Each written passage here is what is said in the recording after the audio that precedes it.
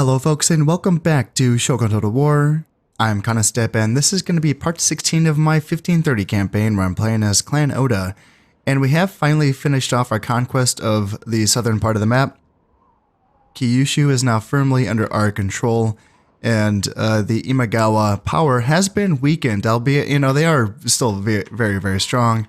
They still control most of the north. The Uesugi do have their own domain, which is strengthened. You know, they have some rich territories and they've been very loyal allies to the Imagawa, not attacking them at all, despite all of the setbacks that I've put upon the Imagawa. So just a heads up for this episode, for this part of the campaign, it might be a bit slow. I don't know if I will get around to attacking the Imagawa in the north in this episode. And I just wanted to give you a heads up there because I will be spending my time on, I have these veteran armies down here, right? That could be retrained. I should merge the veteran units together and that way I can keep the honor of the, you know, the veteran units, the experience points gained. And then I can bring these units over to their training centers where they can be retrained for armor upgrades or weapon upgrades or whatever I have available, right? Yeah, some of that will be here in southern Honshu, and then some of it will be here in central Japan itself, just because these centers have had more time to build up their tech trees. So I want to do that. And then once that's done, I want to bring those armies to the front to hold the line here in Awari, Omi, and then Wakasa. And then I want to bring these armies back and get them retrained, because these are the armies that have been around since, like, you know, the beginning of the campaign, or when I was able to, you know, hold this line, right? So you have some really low-tech armies. Like, you know, the army comps are there, but there's like no armor upgrades here on my son's army. And yeah, same thing here in Shibata Katsue's army. And what about Oda Nobunaga's army? Same thing. Like, it's just really low tech when it comes to the armor and weapon upgrades. And I'm assuming morale upgrades as well, right? So despite the fact that I have good generals and good army comps, I don't want to go into northern Japan, you know, without my upgrades, right?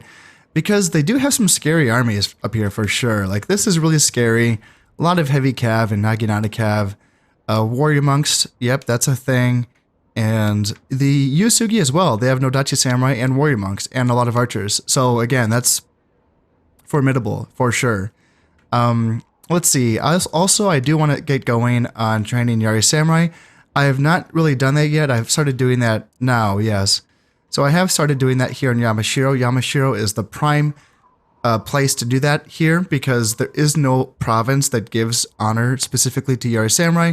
So it's good to do it here in Yamashiro because it does give honor to all units that are trained here. So my Yari Samurai, as you can see, they start off with 3 honor, and that's coming from the province. But then also the legendary Spirit Dojo itself, which does give +2 honor. So these guys are going to be good. Then they will be brought over to Omi to get retrained for that +3 armor here. So I will have a good squad of Yari Samurai. That, at the very least, I want to pit them up against the Imagawa heavy cav. I might still use a lot of Ashigaru. They seem like to get the job done in most cases. Obviously, the real power of my armies is my guns, and as long as they can blow away the oncoming charge, I don't have to ask my Ashigaru to do too much, and that has worked so far, although these northern armies do seem formidable, they really do. There is a lot of power here, so, you know, we might see my Ashigaru fail more often than I'd like, and if that's the case, then I might have to do more replacing of bringing the Yari Samurai in. Clearly, I want them to go up against these armies, but maybe they will be asked to do more, so we will see. I can try my initial push with mostly Ashigaru, with just like Yari Samurai and Mino, to see if I can get a fight here in Mino. Yeah, I liked the other idea of trying to bait them into attacking me here in Mikawa from Shinano. That's also kind of fun, but what would be more fun? Fighting them in an open field?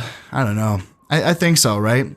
Anyway, that's going to be the idea, right? I have plenty of good generals You know, I have 2 5-star generals in Oda Nobunaga and Toyotomi Hideyoshi.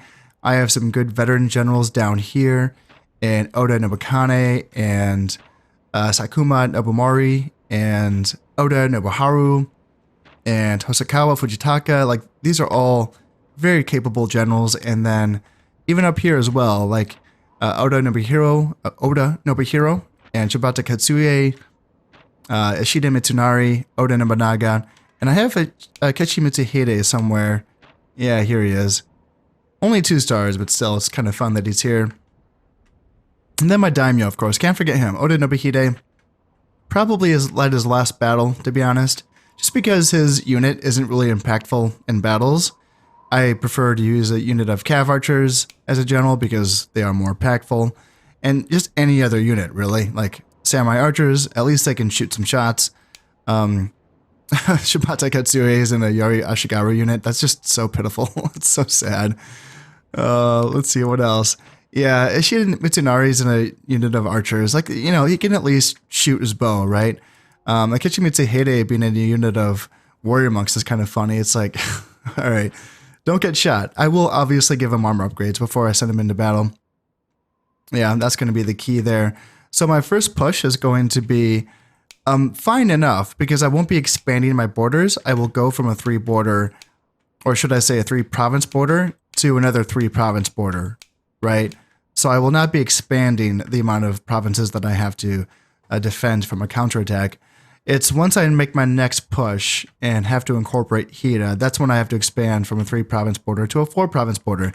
But I have plenty of good generals, so that shouldn't be an issue, I don't think. So yeah, in any case, I think I'll be, I'll get to work here. And unless there's going to be a counterattack from the Imagawa, there might not be any battles for a while, but we'll see. We'll keep our eye on it.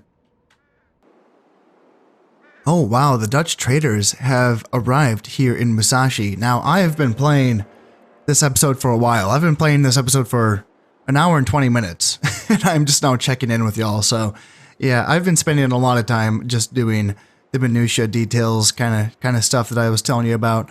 Yeah, let's check in here. So yeah, I don't get to talk to the Dutch because they're not on my lands yet. Unfortunately, I don't get to play a campaign that lasts long enough so that I can see the Dutch very often. So yeah, I've wondered about this. Does this campaign end at the year 1600 or is it 1610? I hope it's 1610 because it's getting a little bit, yeah, I don't know. I don't know the answer to that. It's 1610, right? Because like historically, the Sengoku Jidai, yes, I think that last battle was at Sekigahara that happened in the year 1600, but weren't there some more like things that needed to happen after that battle? Like, wasn't there a siege at Odawara? I thought.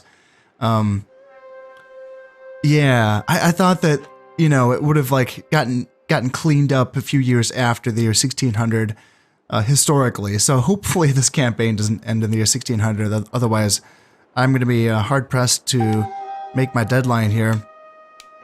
But yeah, I have like a lot of my armies have been, you know, finished being retrained. And now I wanted to bring back the armies that are on my front lines. So that's where I'm at right now.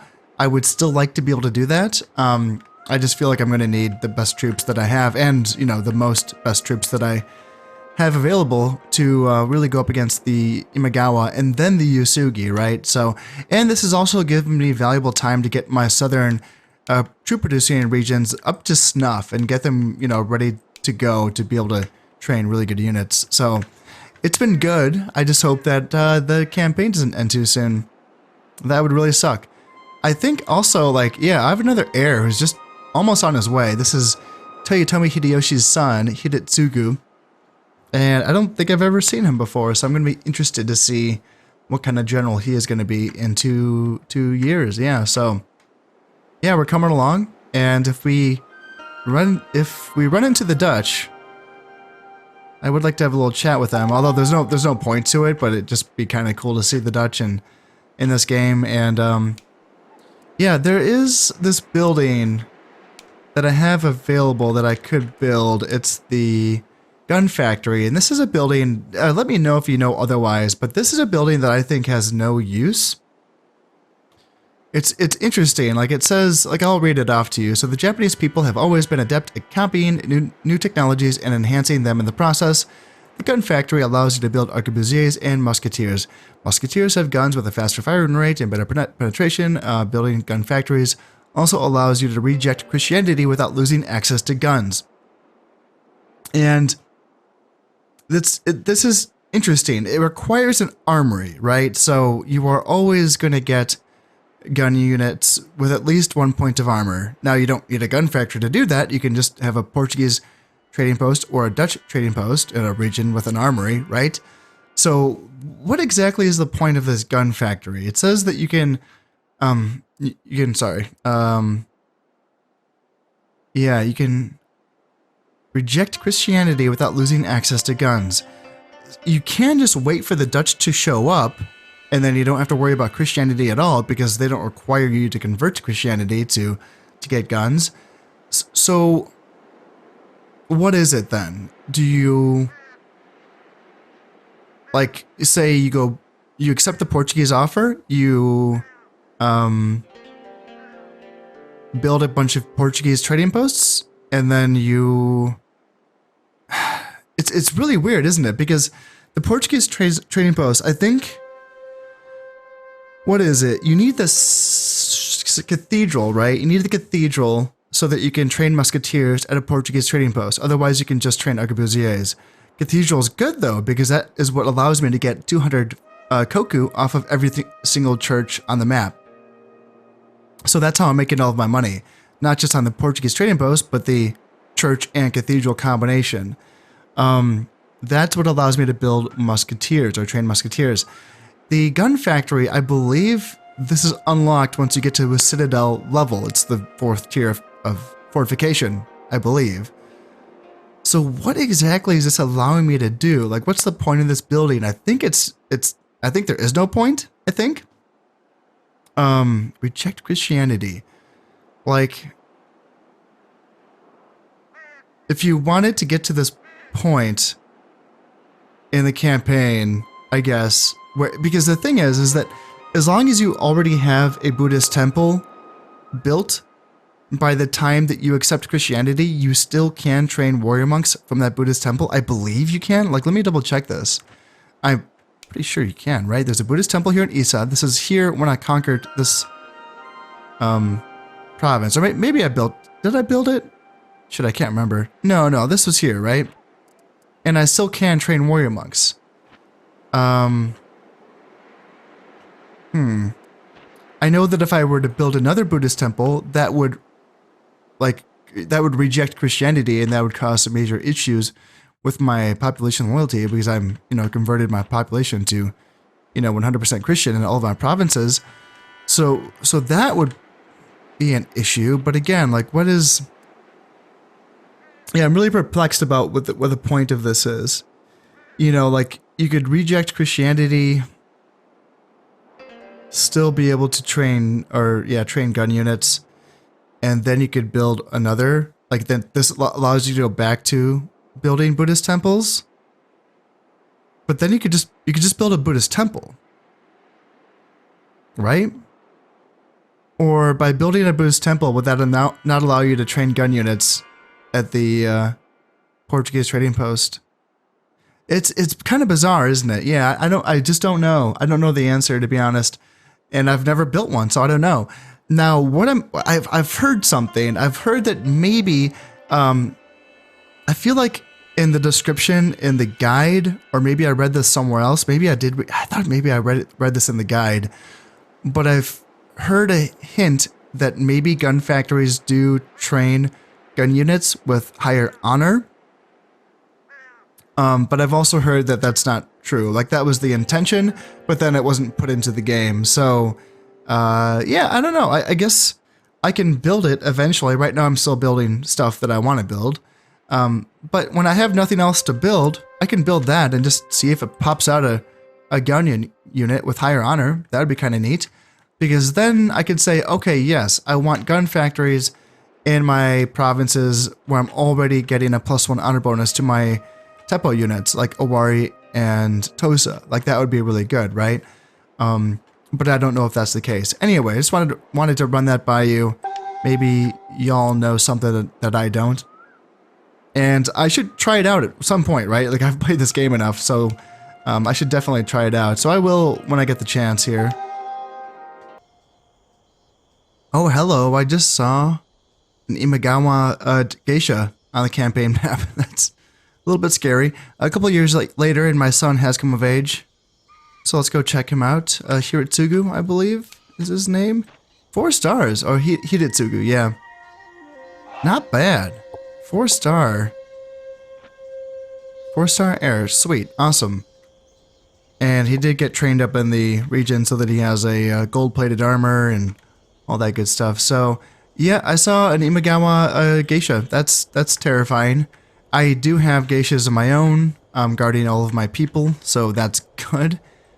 But still, it's I get. So do I just send them all after her right now, like right away?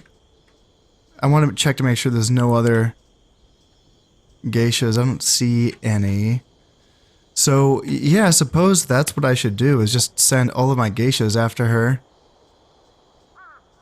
Yeah, 66% kill chance. So let's send her. And I think I have like at least 6 of them, so you know, it should be automatic, hopefully, to get her down. And I can start training another one. I probably should have been doing that already. Well, this is what I would prefer, is if this geisha would go after my priests instead of my family members. That would be hopefully giving me some time here. Yeah, look at that. I have 5 of them right on her tail.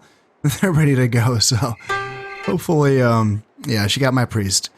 And here we go, the Dutch have arrived. So, yeah, let's go talk to them. I don't know if there's anything, like, there's no agreement to me. Is it an agreement? Do they even ask you? I mean, why would you turn them down, right? Greetings, noble lord, in the name of Prince William of Orange and Queen Elizabeth of England, we offer... And there is the Dutch. Yeah, I don't see them very often. They have a nifty little uniform there, and let's see what the offer is. I mean, it's just, you know, money and guns with no Christianity, right? Rid Japan of those interfering papists and set up trading posts so we can exchange guns for gold. Now, I don't think I could make an additional 200 koku per Dutch trading post. And by accepting this, do I have to get rid of Christianity? Like, am I gonna screw things up for myself? I actually don't know that. I actually don't know the answer.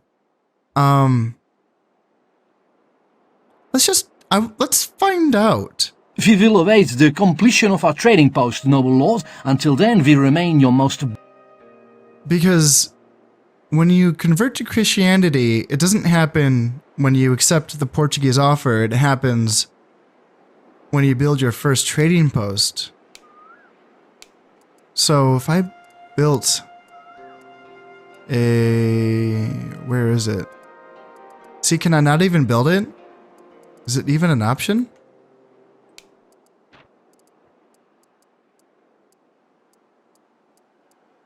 So it's not even an option, is it? It doesn't appear to be. Huh. Yeah, that's kind of weird. So if I were to tear down my Portuguese trading post and then...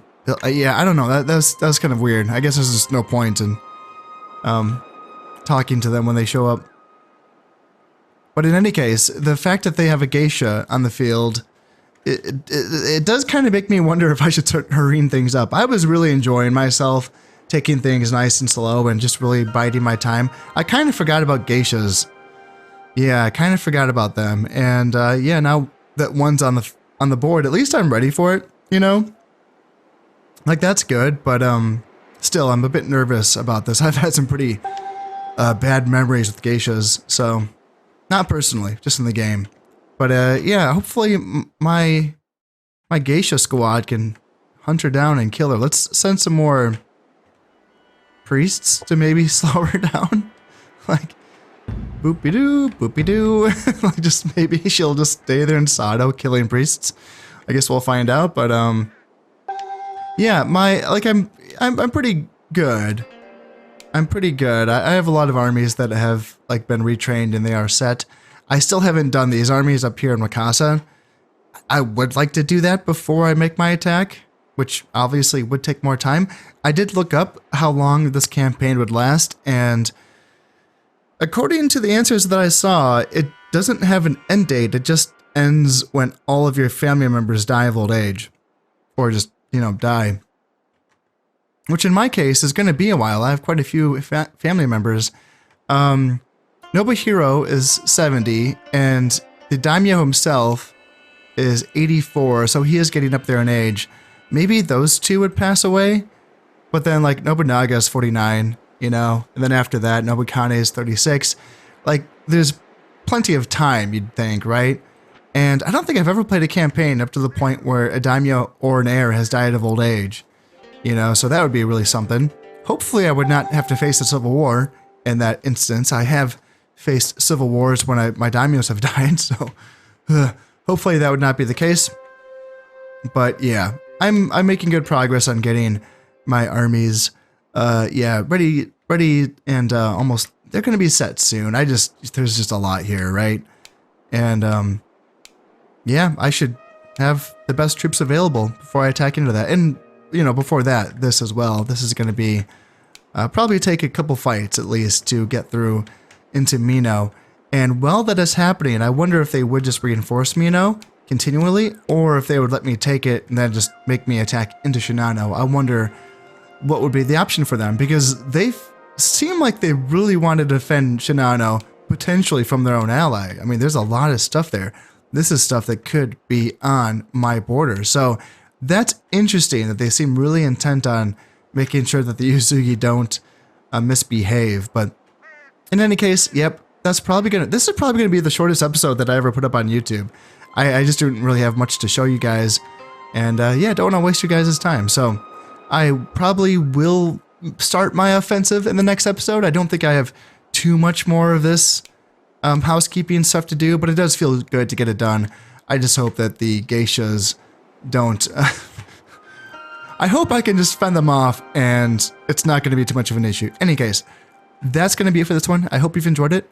And yeah, this has been Concept playing Shogun Total War. Thank you very much and goodbye.